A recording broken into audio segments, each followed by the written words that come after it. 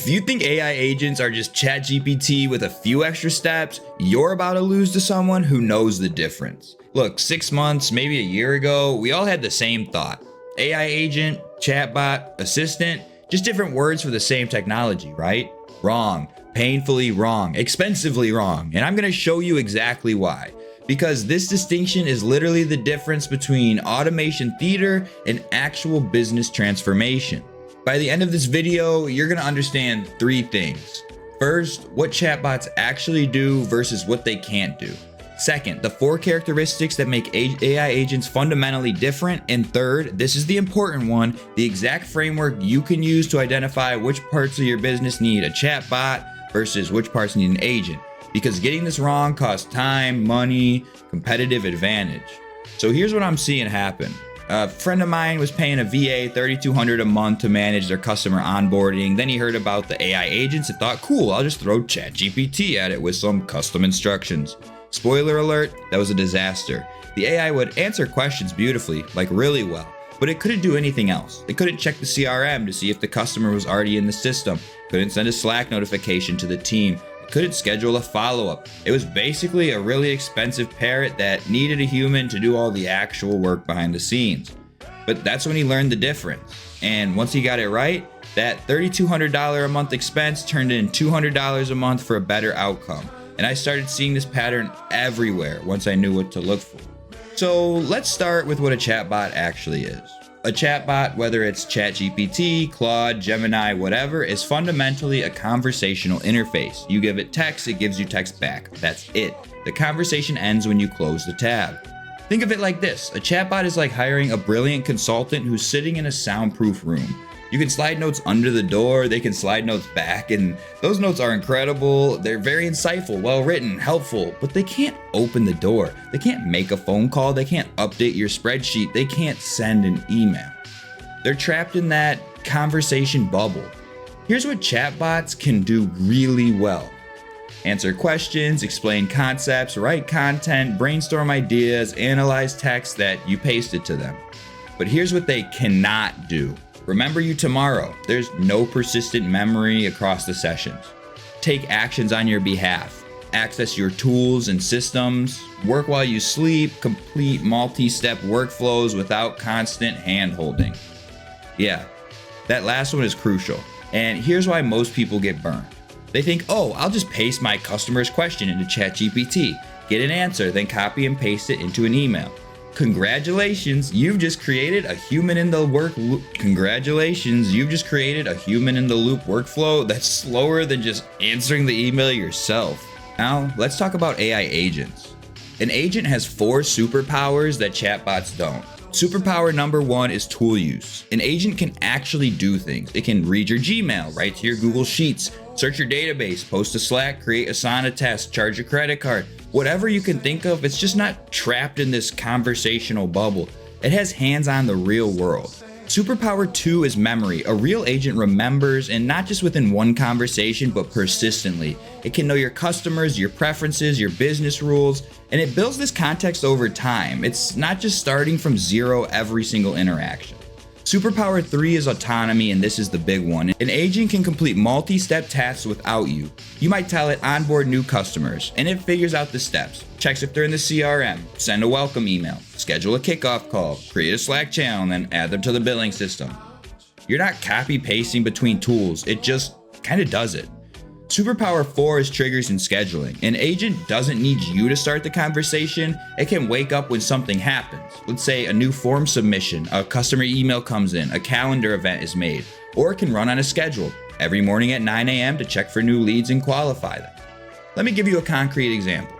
Let's say a customer emails asking, can I upgrade my plan? Well, here's the chatbot approach. You would copy paste that email into ChatGPT. ChatGPT gives you a nice response, and you copy paste that back into your email client. Manually check your billing system to see that the current plan that you manually send them a payment to link every time. Then you have to manually update the CRM, and you have to manually notify your team. And all of that was, 15-20 minutes per inquiry? Whereas with an AI agent, the approach is more like this. Customer emails, the agent automatically reads the email, checks their current plan in Stripe, and determines which upgrade options they qualify for, sends them a personalized response with a payment link, logs the interaction in the CRM, and notifies your team in Slack for you. So you just get a notification, customer Jane upgraded from Pro to Enterprise, $500 a month increase or whatever.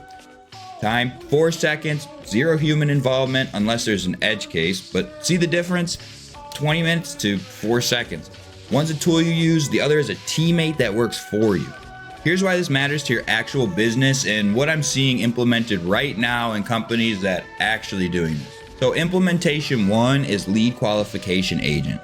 Imagine this triggering when someone fills out a form on your website or from an ad. It'll check them, what they're into, maybe what home size they're looking for if you're in real estate. It'll score them 1 to 10. Maybe it'll send the hot leads like an instant meeting link for the day. The warm leads, maybe it'll put them in a nurture sequence. And anybody that doesn't meet your qualifications, maybe it'll send them a nice, friendly rejection email. But the results that we're seeing is sales teams are going from spending 40% of their time qualifying junk leads to 100% of their time talking to the qualified buyers, which will increase revenue per sales rep even. Implementation 2 we're seeing are customer onboarding agents, which trigger when someone might sign up to your website or for your business. It personalizes their onboarding flow based on their industry, It can check in at day 1, day 3, and day 7. If they haven't completed setup by day 3, it could then send it to a customer success manager. If they're power users, maybe by day 7, it flags them for an upsell. Results that we're seeing with businesses that use this are increased time to value, dropping from 10 plus days only to 2 or 3 days. They're decreasing their first 30-day churn, and other great things are happening as well. Implementation 3 would be content repurposing agents.